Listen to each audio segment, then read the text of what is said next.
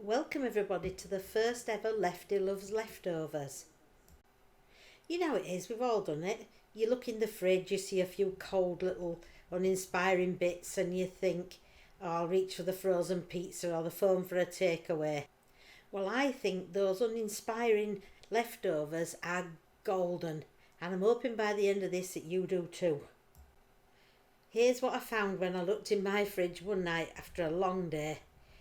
I found a rich savoury minced beef in gravy that we'd had in Yorkshire puddings the day before, and some leftover cauliflower, carrots, green beans, one corn on the cob and a few bits of cold boiled potatoes.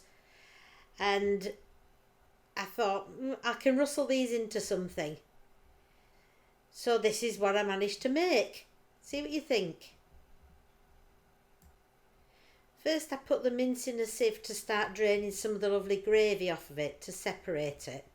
And then I put the cauliflower and the few bits of boiled potatoes in one dish ready to mash. I melted a little bit of Vitalite spread, just a little bit in a dish, and I use that throughout this meal at different points to either help with the mashing up or to freshen up the vegetables. You wouldn't do this if you're cooking from fresh, but when you're using leftovers, they just need that little bit extra to give them a bit of oomph. First of all, I mashed the cauliflower and potato together with a little bit of the spread to make a mashed potato type topping. I then chopped up all the vegetables apart from the large sweet corn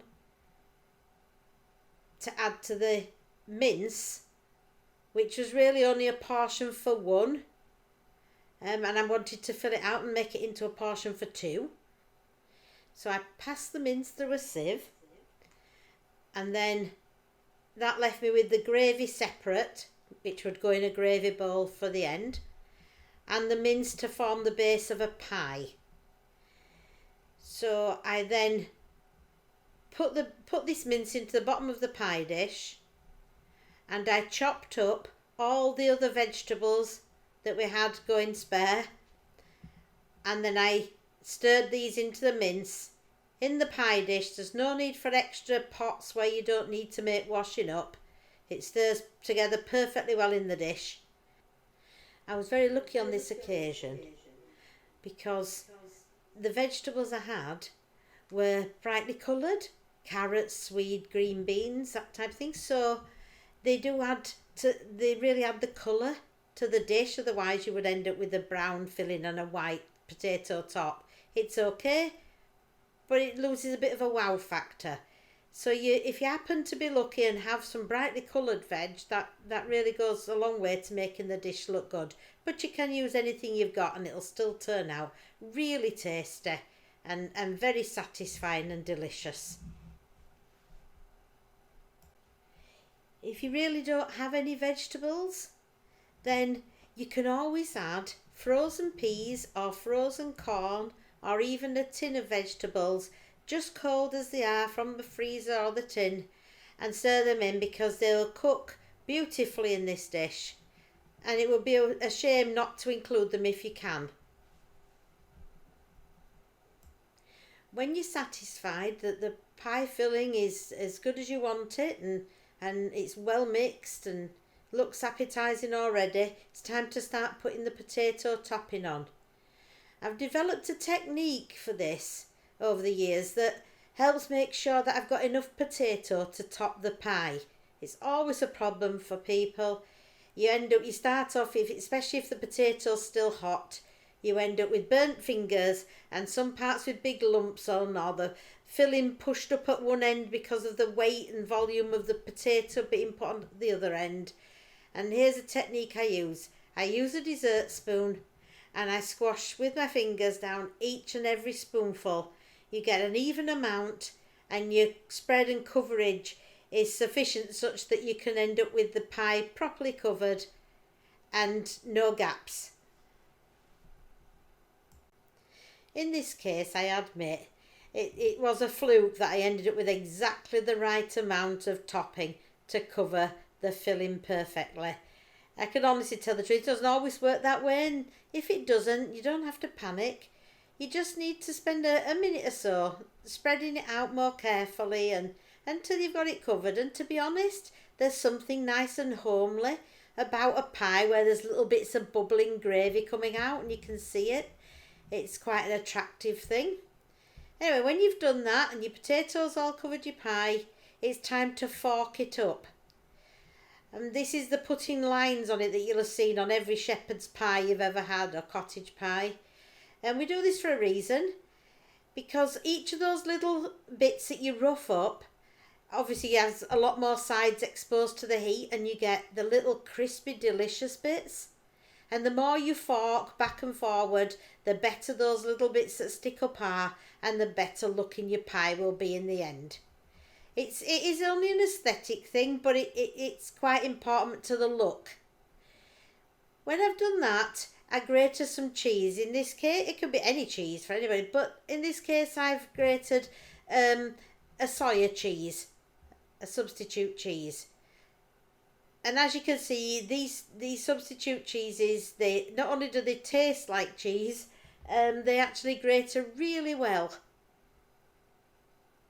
And to this day, I've never had anybody who could tell the difference.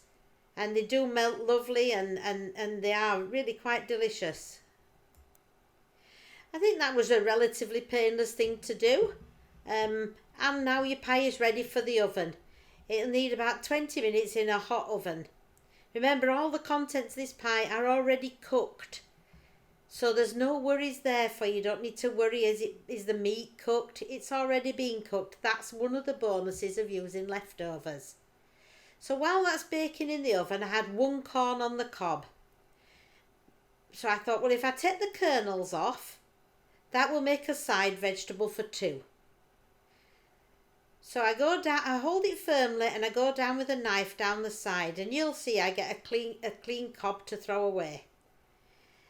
Then the corn, as you'll see on the plate, is a little bit gathered together still, so it's almost in slices. But if you watch, you just break them up into the bowl with your fingers, and they just break up into corn kernels that you'll have had, frozen ones or tinned ones. And then all you need to do with these is you pop a little bit of the melted spread over the top. That just gives them back the shine and a bit of vitality to them, and they look fresh and new. And that's it. Microwave for a minute. It only takes 1 to 2 teaspoons full of the melted spread to achieve this, and it makes all the difference. So very much worthwhile. And again, if you didn't happen to have this, I just wanted to use this up.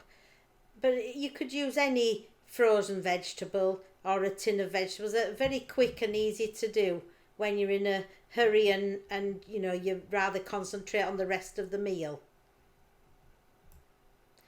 Now let's turn our attention to the gravy. It's like magic almost. You've actually had to do nothing to get this wonderful rich gravy. And all we have to do is to get it into the gravy boat, and right near the end, pop it in the microwave for a minute and a half, and it'll be piping hot and wonderful. Right, well, you might be surprised, but that's the main meal all underway. And it took less than 10 minutes to do from start to finish. From the moment I walked into the kitchen to this stage actually took me 8.5 minutes. So I thought, well, while the pie's cooking, what can I do? And I looked around for bits that needed using up, and you could see I had some digestives in a pack that I'd sealed in a Ziploc bag, and thought, well, that'll keep them fresh. And I thought, what can I do with these? I know, I'll do a dessert. I ground the biscuits up in the processor and used the last of the melted Vitalite to turn them into a cheesecake base. As you can see, I mix it all together in the mixing bowl. There's no point making washing up where you don't need to. I took 2 nice sundae dishes and I placed the mixture in the bottom of each one to form a nice stable bottom layer for a dessert. I press them down firmly. This forms a very stable layer for anything that you're going to put on top of this. Right at the start, when I was looking in the fridge to see what we had in the way of leftovers, I spotted that I had 2 Alpro Soya chocolate pots. They're very nice, but they're not really an after dinner dessert on their own in a plastic tub. So I wanted to fancy them up a bit. So this is why I decided to do the cheesecake base and then top each one with an Alpro chocolate pot. It's already a nice sort of a lovely creamy chocolatey custard mousse type dessert on its own, so it didn't need anything else, just simply putting into a dish where it made the best of itself. I then topped this off with some single fresh soya cream to form a third layer. I then got the dairy-free spray cream from the fridge and put a spray at one side to give height to the dessert. That's why I did it all over. I did it at one point to give height and dimension to the dessert. I looked in my cupboard because I'm just using up bits and bobs, and I had some glacé cherries from when I made the Christmas cake, so it was time these were getting used up. They don't technically go off, but you know, they're a thing that you can use up. I just cut them in half and splayed the 2 halves out on top of the cream for colour and accent. I then got a little sieve with 1 teaspoonful of cocoa powder, just plain cocoa powder in, and tapped it over the top of the dessert to give a lovely cocoa essence. And I then topped that with icing sugar from my icing sugar decanter that gives a lovely spray. And as you can see, I think the dessert turned out very attractive indeed. And here it is, the main event. The pie is out of the oven. Let's see what we managed with our scraps and use 'em ups. As you can see, it's a beautiful how it comes away from the sides of the dish. And you can see by its slight movement that it's going to have a lovely, nice, dense texture that's going to be satisfying and filling. Carefully, I eased it onto the plate. I did use the spoon to assist me because I was looking to achieve a very fine appearance from it and I didn't want it to break up. And then obviously I used the spoon to scrape out the remaining filling for that half of the pie, as you normally would. Once I'd got the pie onto the plate, it was time to dress the plate with the sweet corn and decoration, which was just a few basil leaves from the basil plant I'd been growing in the window ledge. And voila, just look at that pie. I'm sure you'll agree that that looked hot and rich and tasty and satisfying. And that was your leftovers. And don't forget, that included a dessert. Start to finish, 30 minutes. Do we all now agree that leftovers are treasure? Treasure in disguise. And in a way, best of all is, my husband would have spent £20 on a takeaway on this occasion, and the total cost for the raw ingredients for this would have been less than £2 for both of us. That's ka-ching to me.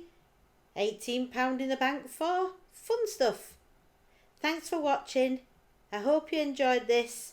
If you liked it, if you disliked it, please let me know, and then I'll tailor future videos towards these wherever possible.